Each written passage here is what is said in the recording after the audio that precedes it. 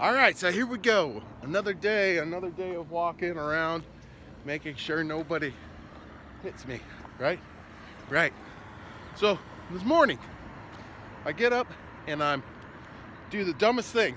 Before I go on my walk, I decide to look on the Facebook because after all, I'm addicted to Facebook. I'll admit it. I'm one of those individuals that as soon as they wake up in the morning, they want to say, ooh, what's the feed say? Anyway, that's a different story altogether.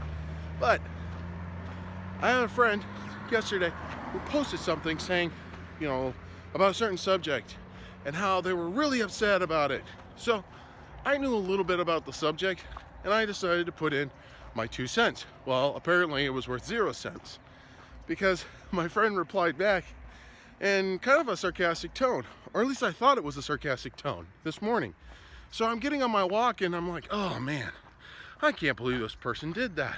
And then I realized I was in a conflict with this individual. And so I took a deep breath and then I realized the following. Number one, social media is just that. It's for everybody, but at the same time, sometimes it's just for the one. Sometimes all that person wants to do is gripe and moan, which is perfectly fine. Number two, in social media, you can't tell whether the person is being sarcastic or is being honest and truthful about the subject. I mean, case in point, we have certain leaders in not just the government, but in other entities around us who say some pretty, inaccurate stuff. And third, the majority of the time when a person posts something, they just want to post it because they think that they're smart or they're intelligent or that they're really in favor of this object or this theme or movement. I think that's the word I'm looking for, movement. So here's a little thing to help you with when you're on social media. Number one, don't become addicted. So yeah, I know, word to preach, right? But I've actually reduced the amount of time that I've spent on social media.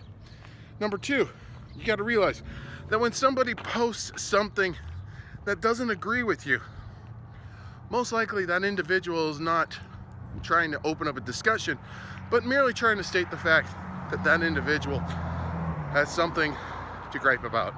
It's the truth. I've done it in the past as well, and I've realized that unless I want to learn something from somebody else, I don't post it. If somebody calls up, that's why I do these videos.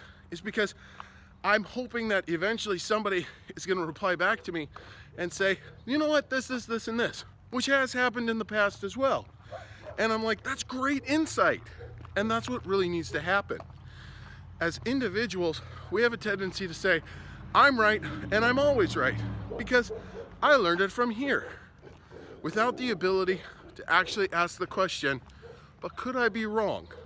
Now, deep in everybody's hearts, they will always continue to say that until they have an aha moment, which is perfectly fine. Because after all, we're human beings and we like to learn. Well, at least most of us. Anyways, it's something to think about.